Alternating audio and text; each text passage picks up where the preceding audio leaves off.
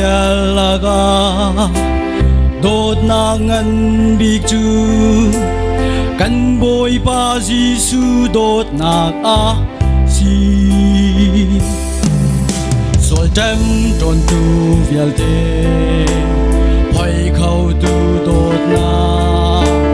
mi tha lau nun na mi tha a ser tu nangam dai na khe lam a kan chua kai mani kan dot na ban tu gin khat le khadi do dot na ga chun dây dòng te are Gisu long dot na sham pi lo chang mi na do khâu tu chu Gisu asi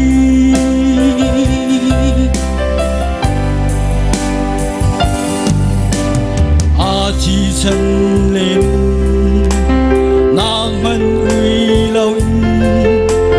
Calvary vai lam in a kan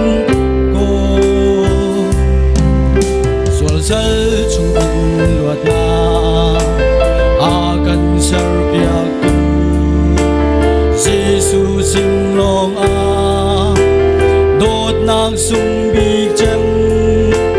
kan phu tok lâu dot nang sung a si kai mani kan dot na ban tu gin khat le khadi do dot na ga chun dây dòng te are Gisu long dot na sham pi lo chang mi na do khâu tu chu Gisu asi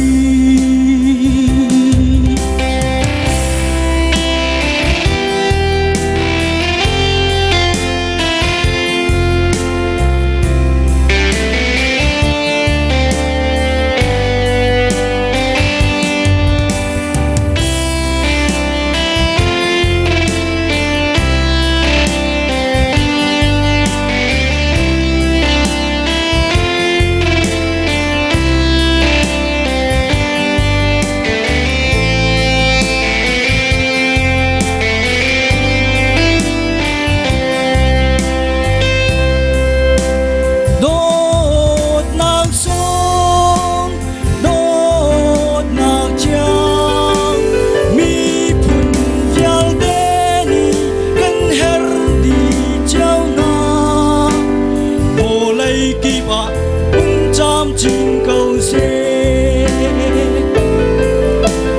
rừng ra liên